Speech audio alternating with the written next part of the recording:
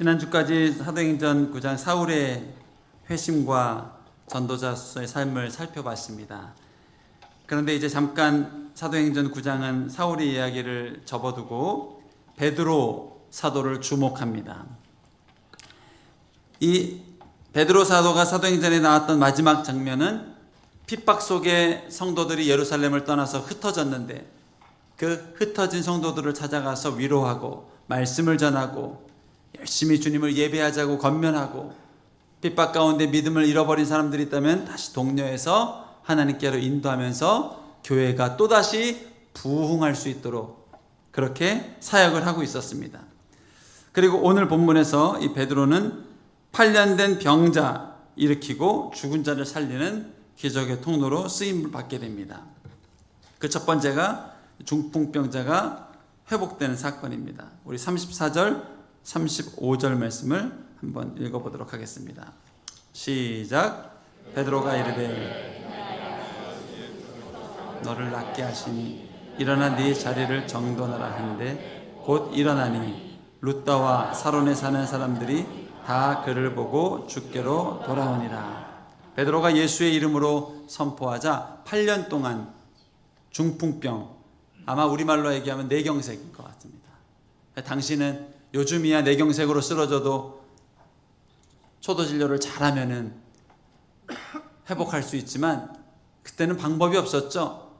그렇게 쓰러지면 몸이 마비가 되고 아주 심한 마비가 와서 8년간 오랜 시간 병을 앓고 있었습니다. 그런데 베드로가 예수 이름으로 다시 한번 선포하고 복음을 말하자 이 8년 된 병자가 자리를 들고 일어난 사건입니다.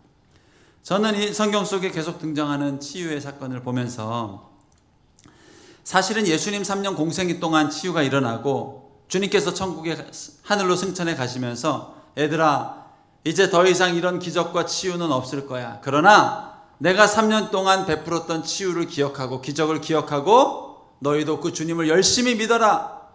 그 예수님이 함께 하셨던 3년간의 기적과 표적을 보면서 너희 일생에는 이런 기적과 치유는 안 일어나도 열심히 믿어라 했어도 우리는 그 주님을 믿고 따를 겁니다.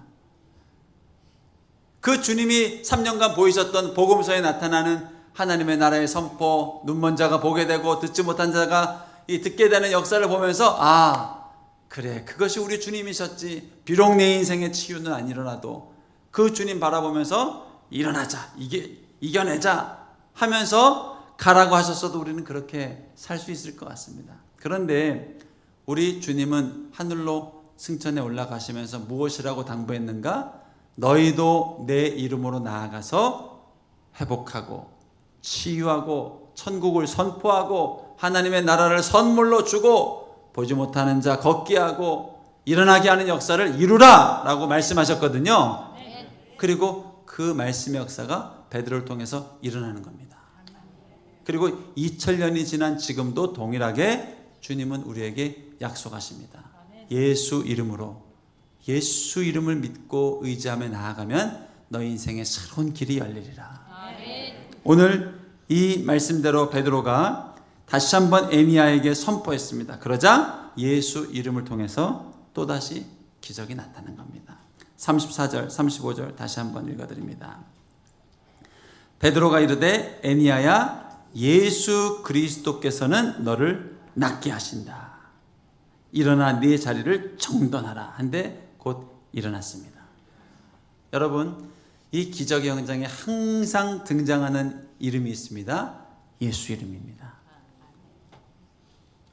걷지 못하는 자를 봤을 때도 베드로가 선포할 때 예수 이름을 의지했고 오늘 이 8년 된 병자를 보면서도 베드로의 마음 가운데 예수 이름을 향한 믿음이 일어났습니다.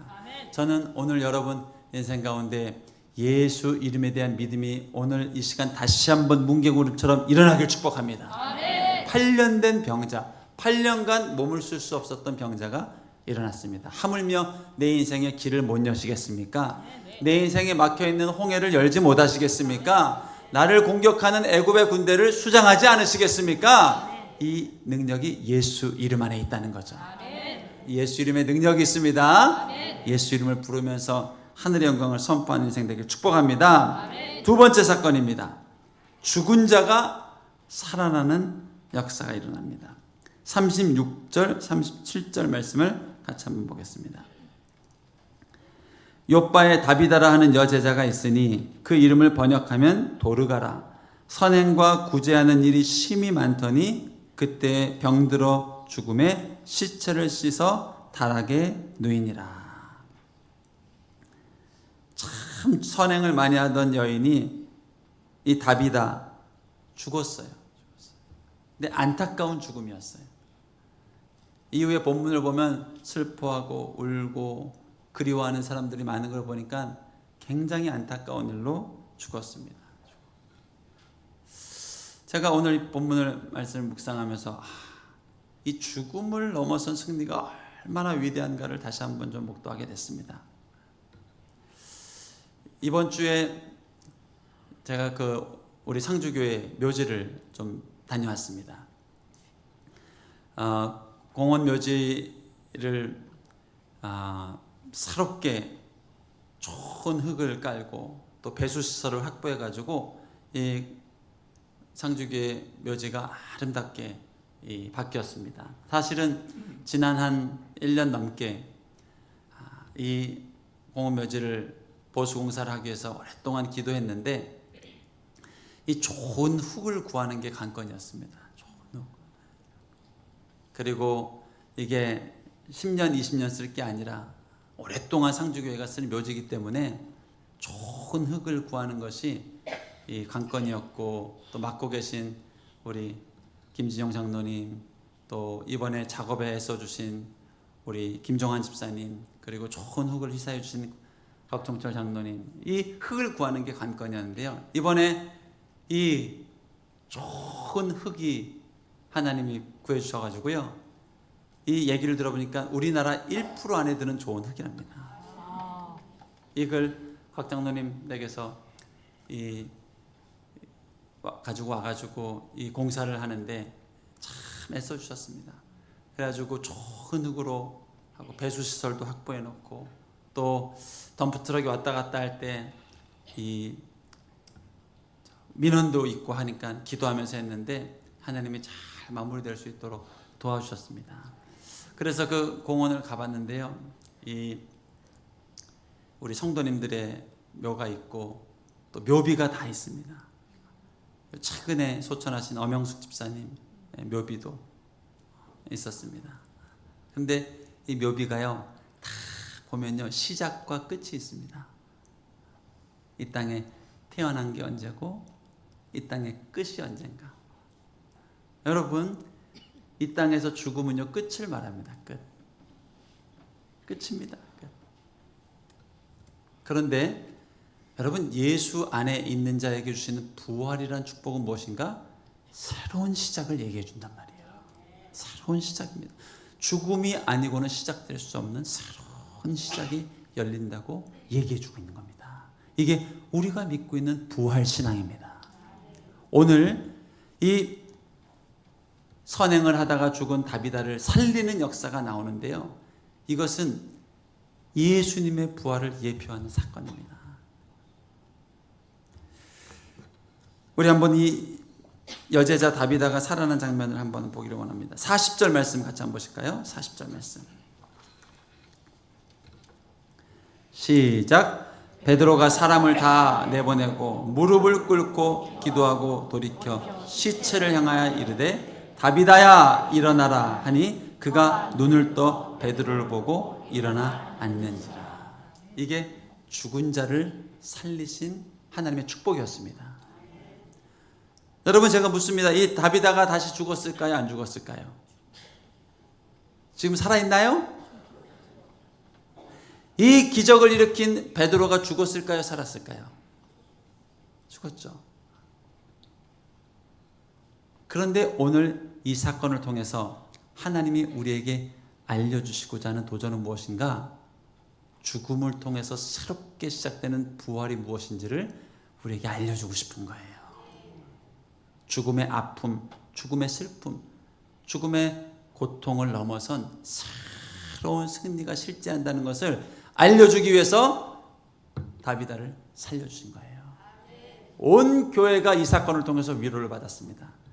그리고 그 다음에 성도들이 아픈 죽음을 맞이했을 때 천국 소망을 경험했습니다. 죽음 이후에 승리가 있구나. 그것을 실제로 본 바가 되고 느낀 바가 되는 거예요. 이게 죽음을 넘어선 참된 승리입니다.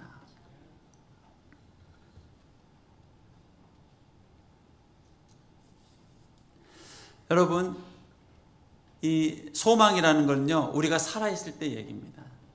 죽으면 끝입니다. 저희 아버님이 자주성 가셔서 40대 사업 실패를 경험했습니다. 그때 이제 예수님을 믿고 원진을 알았습니다. 내가 예수 안 믿고 교만하게 살다가 하나님 혼난 거구나. 그리고 새벽을 깨우고 하면서 사셨습니다. 돌아보면 해결되지 않는 빚이 아들 셋을 키우는 가장으로서 얼마나 큰 무게감이 있었겠습니까? 그러나 예수님 앞에 나와서 기도하고 예배하면 소망을 받습니다. 소망. 그래, 하나님이 일으켜 주시리라.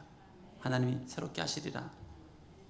60대가 넘어가도 빚 문제가 해결이 안 됐을 때 절망과 아픔, 남들은 다 은퇴하는 시기, 은퇴 이유를 준비하는 그 시기에도 예수님 믿고 주님이 다시 회복하시리라.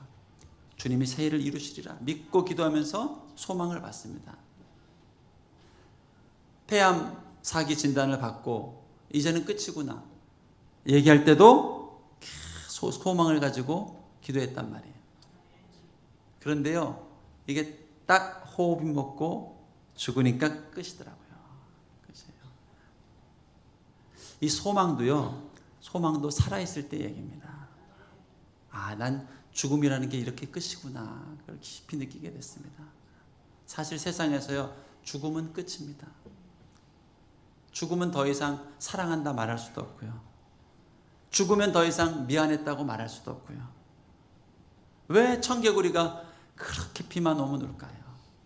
울어도 계속 울어도 울음이 그치지 않는 건 잘못했습니다. 미안합니다. 사랑했습니다. 말을 할 수가 없거든요. 죽으면 끝이니까요. 이게 무서운 죽음의 권세란 말이죠. 그런데 우리가 믿는 부활이라는 것은 무엇인가? 이 무겁고 무섭고 넘을 수 없는 죽음이라는 장벽 넘어선 새로운 기쁨과 승리와 확신을 우리 가운데 주는 게 이 부활의 생명이라는 겁니다. 죽지 않는 부활의 생명이라는 겁니다.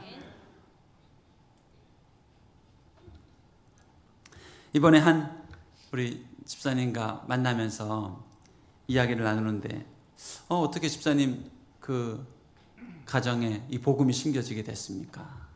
그러니까 우리 할머님이 부활하셨습니다. 그러더라고요. 그래서 부활하신 주님을 만났다는 얘기구나. 그리고 이제 또 얘기를 합니다. 근데 또 얘기를 하다가 이게 다 우리 할머님이 부활하신 이유입니다. 그러더라고요. 그래서 진짜 부활하신 주님을 세게 만났나 보다. 보통 주님을 만났습니다. 부활 신앙을 갖게 됐습니다. 이렇게 얘기를 하잖아요. 근데 할머니가 부활을 하셨대요. 그래서 아주 세게 만나셨나 보다. 근데 뭔 얘기하다 또 세 번째, 이게 할머니 부활하신 이후부터 일어난 일입니다. 그러더라고요. 그래서 할머니가 부활을 하셨다고요? 부활을 했대요. 얘기를 들어보니까요, 이 할머니가 믿지 않는 집에서 혼자 신앙생활 하셨는데 돌아가셨어요. 하고 시골에서 옛날에 오일장을 했죠. 병풍 뒤에 모셔놓고 오일장을 합니다. 내일이 발인입니다. 근데 갑자기 병풍 뒤에서 부스럭부스럭 소리가 나더니 일어나신 거예요. 진짜 부활을 하신 거예요. 잠깐 이렇게 일어나셨다 다시 돌아가셨나? 99세까지 사셨대요. 그 얘기를 하면서 그 가정에 어떻게 복음이 심겨졌는지를 얘기하더라고요. 그 할머니가 그 사건을 경험하고도 계속 가족을 위해서 기도합니다. 자녀들을 위해서 기도합니다. 그런데요, 이 할머니 다음 1세대, 자녀 세대에 예수 믿는 사람도 거의 안 나오고, 간증이라고 내세울 만한 하나님의 영광과 역사도 거의 말할 수 있는 게 없고, 그 가운데 계속 믿음의 씨를 뿌렸다는 거예요. 손자인 자기를 보면서도 교회 다니라고, 교회 다니라고, 예수님 믿으라고, 예수님 믿으라고. 근데 그 1세대 때요, 그렇게 복음이 안 심겨지고 척박한 가정이었대요. 그런데 이 부활의 산증인 된 할머니가 계속 기도하고 믿고 선포하고 2세 때부터요, 손주 때부터요, 하나님 역사가 일어나기 시작하는데 목사님들이 나오고 자녀들이 흥황하는 역사들이 나타나고 집사님들이 나오고, 이 역사들이 한 세대 거치고 나서 다음 세대부터 일어나더라는 거예요. 여러분, 어떻게 이런 역사가 일어났을까요? 그 할머니가 얼마나 오랜 시간을 아파하고 힘들어하면서 기도를 했을까요? 이렇게 기도하는데도 변화되지 않는 자녀들, 귀뚱으로 듣지도 않는 자녀들, 그러나 죽은 자를 살리시고 또 어둠 가운데 빛을 일으키시고 광야에 샘물을 솟게 하시는 이 부활하신 하나님을 믿고 의지하고 씨를 뿌리니까요, 눈물로 씨를 뿌렸는데 기쁨으로 단을 거두는 때가 오게 된 거예요. 이게 실패와 죽음을 넘어선 부활신앙입니다. 부활신앙. 여러분 안에 죽음도 이길 수 없는 부활신앙이 있음을 인하여 감사할 수 있길 축복합니다. 죽음이 이길 수 없는 능력이 내 안에 있다는 거예요. 죽을 병, 죽음의 고통,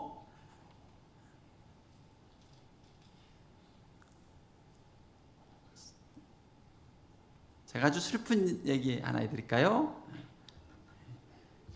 제 아버님 임종자리에 3명이 있었습니다. 3명. 제가 있었고 제 동생이 있었고 우리 형님은 회사에서 못 오고 있었고 어머니는 잠깐 자리를 비웠고요. 한 분이 더 있었습니다. 빚쟁이가 1명 더 있었습니다.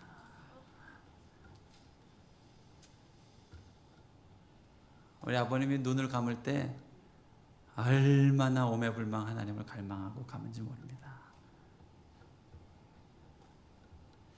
그 장례 첫날요, 얼마나 이 짙은 먹구름이 우리 가정에 있었는지 모릅니다. 믿음의 끝이건가, 기도와 섬김의 끝이건가. 그런데 딱 그 다음날 이튿날째 예배 드리는데요, 이 하나님의 우리 마음 가운데, 제 마음 가운데 참 위대한 천국 소망을 내게 딱 주시더라고요.